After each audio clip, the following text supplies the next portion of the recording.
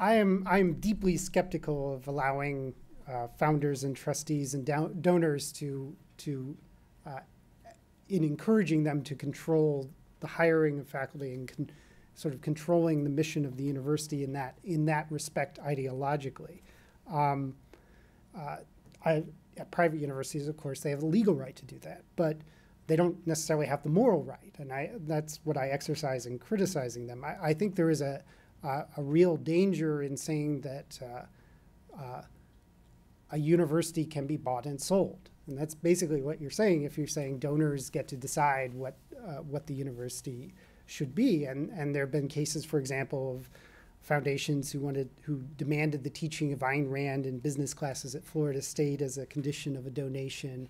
And these sorts of things that I think violate academic norms and violate academic freedom, that for better or for worse, we should have academic experts deciding these things. It's not to say that trustees don't have a role in shaping the institution. I think they, or donors in many ways, or donors, for example, you can make donations that don't impose something on the curriculum or don't try and give you the power to decide who's going to be hired.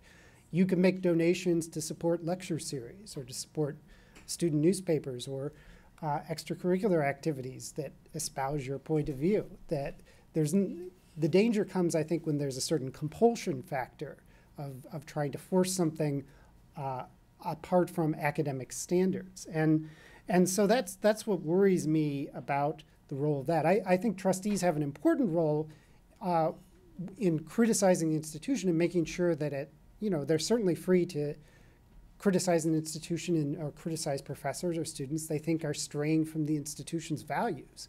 It's the idea of counterspeech, that you don't use your role as a trustee except to sort of maintain good governance and financial good practices. You don't use it to impose ideological control. The only ideological control you should have as a donor or as a trustee or even as a founder is the ability to persuade, is to speak your mind when you think something is going differently, but not to be able to impose your will. Where to begin? I'll tell you this much. I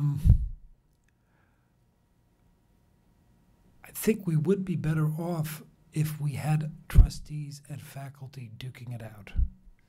I don't think trustees are doing enough.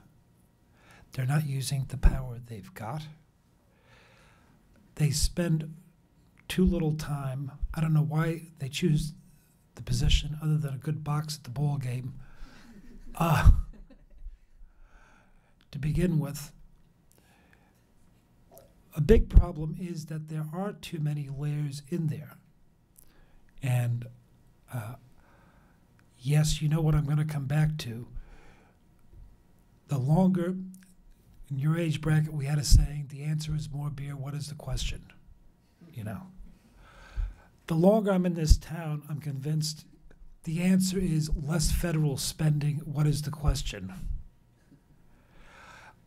It seems to work 9 times out of 10, but you've got the federal government in as a layer, protecting administrators as a layer to kind of just have their own little fiefdom. And we're getting away from the dynamic that should be there. The same is true, by the way, of public education. It should be between school boards, teachers, and parents, without the feds, without the state. Schools were better when we did that.